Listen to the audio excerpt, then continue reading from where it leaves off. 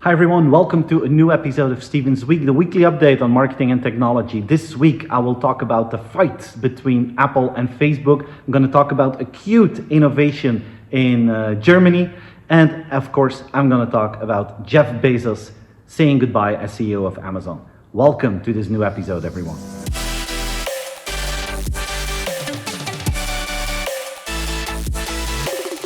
Jeff Bezos announced that he will no longer stay the CEO of Amazon. He will be the president of the board of directors. And we have to say goodbye to him. I've talked so much about him in my weekly. And you know, one of my favorite quotes of Jeff Bezos is the whole idea of day one. In Amazon, they always talk about day one. Even though we're so big, this is still the beginning. And at a certain conference, someone asked Jeff Bezos, they said, what does day two look like?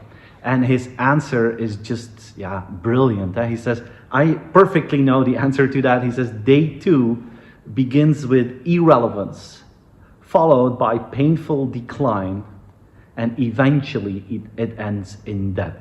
And that is why it will always be day one. And I love that quote. And when he said goodbye now in his letter to the shareholders, he said, look, at Amazon, we created so many innovative things. The world sometimes thought that we were crazy, but we changed habits because of that. And the cool thing is that, you know, what looks crazy and truly innovative today seems like the most boring thing in the world 2 years from now. And that was his message. We created so many innovative things that are now normal, and that is the best compliment that we can get. So let's see how it will evolve at Amazon without Jeff Bezos as CEO, but he left a great legacy.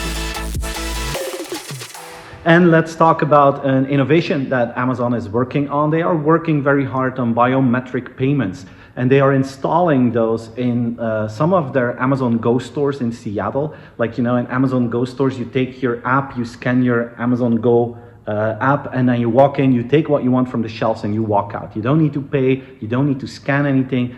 Payment is done fully automatically. But, you know, as a friction hunter mentality that they have, they're like, okay, how can we make this process even easier? And now they want to install biometric payments where you walk in and you pay with your hand. So you scan your hand and bam, there you go. It's just the idea that you don't have to take your phone, open the app, scan it. You know, that minor part of potential friction will be removed with the biometric payments. That's the philosophy of Amazon, removing every small friction in the entire process to make life as convenient as possible. We live in the era of smart everything, and now in Germany, they're gonna work with smart stamps. So if you're gonna be sending a letter to someone, there will be a smart stamp on that letter, and you will be able to follow it precisely to see where that stamp or that letter is going. So you will know if it's stuck somewhere in the process, you will know if it arrived somewhere. So, you know, every small detail of our life is getting sensors, is getting digital information. Pretty soon, the whole concept of the offline world will no longer exist. And this is just a very cute example of that, if you ask me. There is a huge fight happening between Apple and Facebook, two tech giants that are like rolling over the floor, fighting like teenagers over a girl. And this time they're not fighting over a girl, they're fighting over privacy and the impact on business models. Apple announced that pretty soon with their new iOS, users will have the choice to decide whether they want their data to be tracked by an app or not for advertising purposes. Now, when Tim Cook announced this, he didn't mention Facebook, but it's clear that this is a straight attack on Facebook. If people have the choice that their data is not being tracked for advertising purposes, if you say, no, I don't want that, that is a big problem for the business model of Facebook, of course. And now Facebook is really angry and they're like, okay, Apple is using its market power, its monopoly with apps to define the rules in the market over governments. And by doing so, they are damaging our business. So it's going to be really, really interesting. But there's something to be said for both sides. Users probably want to have that choice. So probably from a user point of view, it's a good thing that Apple is doing that. And it was just a matter of time before we as customers had the choice, yes or no. And now it's going to happen. If you look at it from a Facebook point of view, the fact that it's happening so fast doesn't give them the opportunity to adapt their business model, so they're going to be in huge trouble if a massive amount of people would, take that opportunity that Apple is giving them. So Facebook is going to sue the hell out of them, and it's going to be a very interesting fight.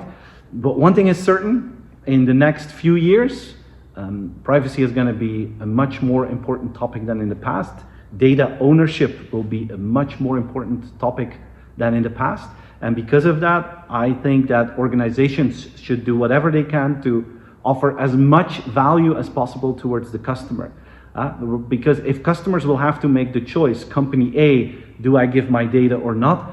Making sure that the answer is yes can only be achieved if you offer enough value today. So value for customers will be the key to getting access to their data in the future. And this whole debate now is accelerating that, and companies like Apple will play a significant role in this whole debate. So much is clear.